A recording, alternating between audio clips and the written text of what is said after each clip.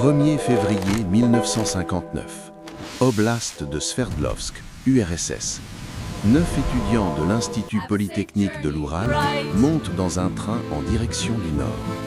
Leur destination est une montagne nommée Otorten, un mot qui dans la langue du peuple autochtone Mansi signifie « n'y va pas », une montagne dont le nom est déjà un avertissement. Ce sont des randonneurs de catégorie 3, la certification de survie en milieu sauvage la plus élevée de l'Union soviétique. Dirigé par Igor Dyatlov, 23 ans, ingénieur ayant survécu à des conditions plus extrêmes. Il porte un équipement de qualité militaire, des cartes de rationnement, des plans d'expédition détaillés déposés auprès des autorités sportives soviétiques. Ce ne sont pas des touristes, ce sont des actifs de l'État, forts, intelligents, fiables. 37 jours plus tard, une équipe de recherche trouverait leur tente. Ce qu'ils découvriraient à l'intérieur n'était pas seulement la mort, c'était une équation physique sans solution.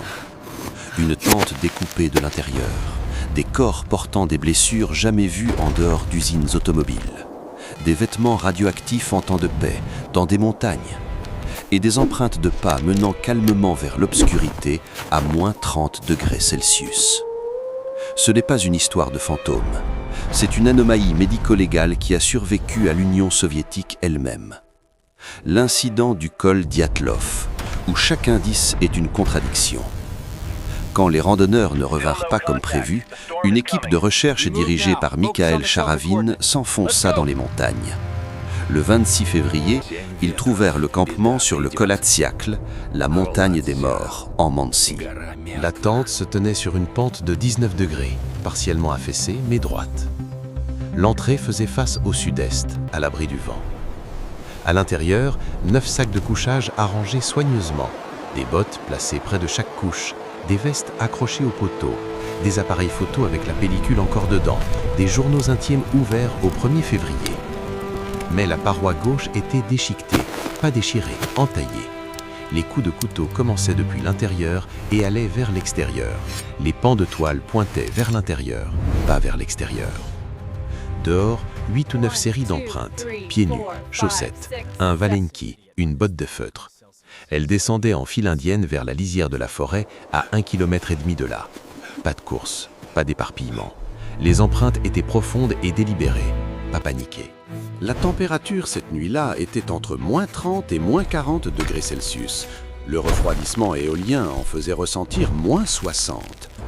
Ils étaient partis, portant des sous-vêtements, des chemises légères, des pantalons. Pas de chapeau, pas de gants. Première note médico-légale. S'ils craignaient une menace extérieure, ils auraient fui loin d'elle. Ces empreintes allaient vers la forêt, pas loin de la tente. Ils allaient vers quelque chose, pas depuis quelque chose. Sous un grand cèdre à la lisière de la forêt, ils trouvèrent les premiers corps. Yuri Krivonichenko, 23 ans, pieds nus et en sous-vêtements. Yuri Doroshenko, 21 ans, également pieds nus, en sous-vêtements. Entre eux, les restes d'un petit feu. Des branches d'arbres étaient cassées à 5 mètres de haut. Quelqu'un avait grimpé désespérément pour voir la tente.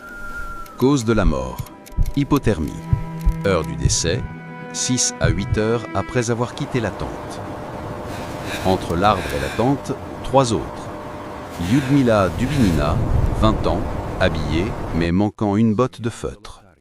Semyon Zolotaryov, 38 ans, habillé, son appareil photo toujours autour du cou.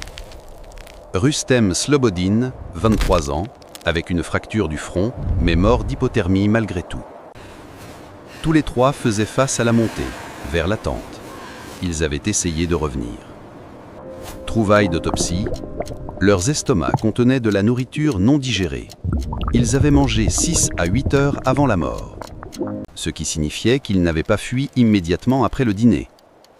Ils s'étaient d'abord couchés. L'événement s'était produit vers minuit. Des mois plus tard, quand la neige de printemps fondit enfin, les 4 autres randonneurs furent découverts.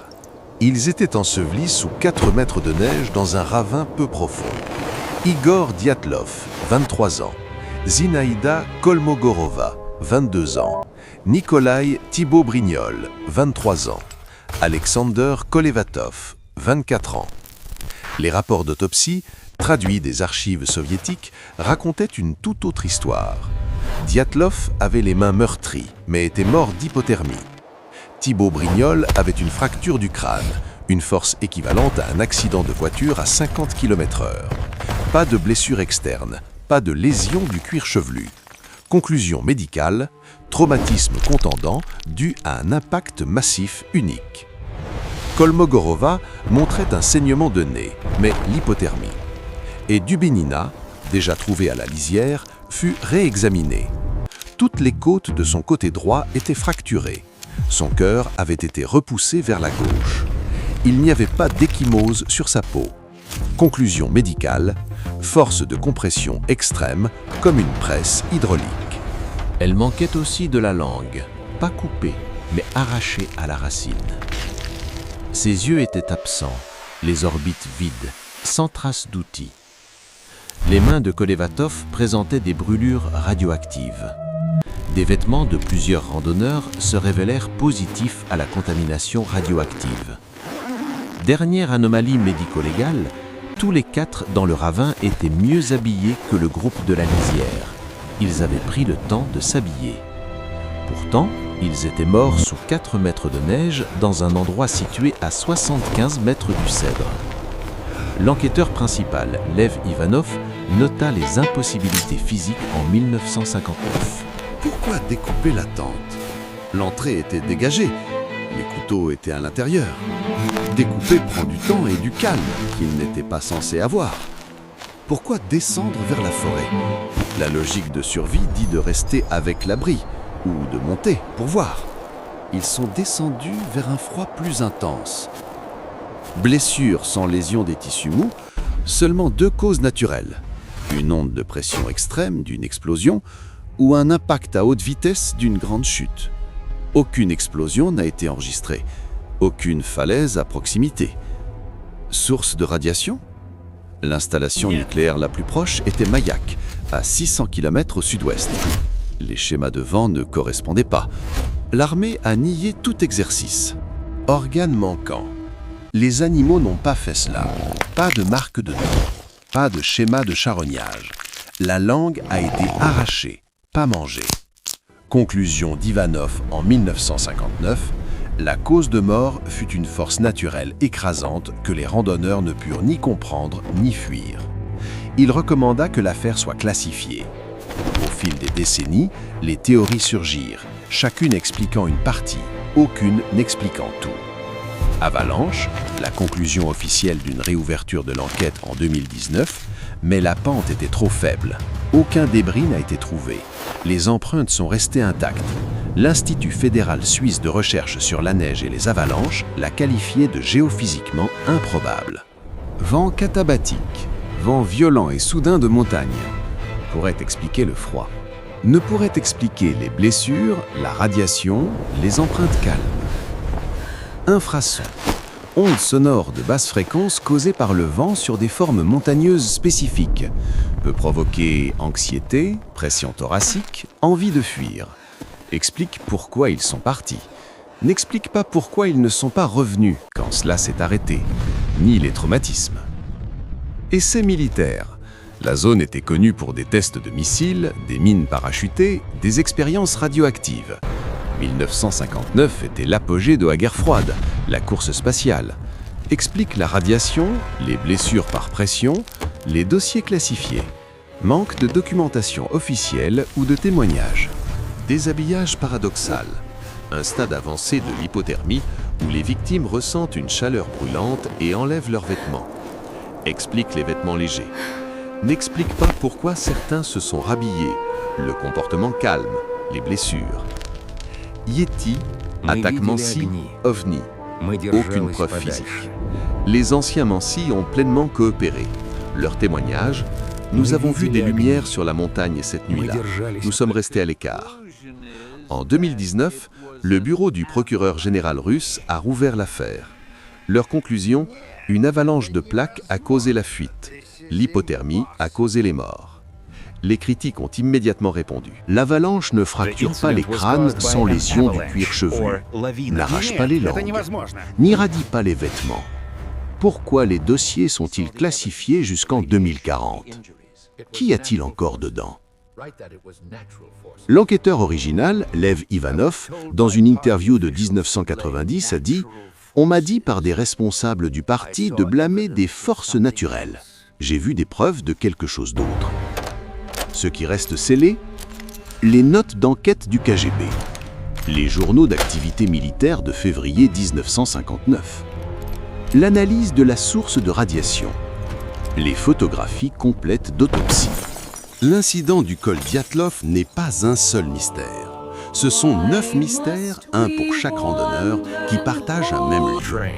Ce que nous savons, ils étaient rationnels, entraînés, préparés. Ils ont quitté la tente volontairement, mais avec urgence. Ils ont vécu quelque chose qui a causé un traumatisme interne sans marques externes.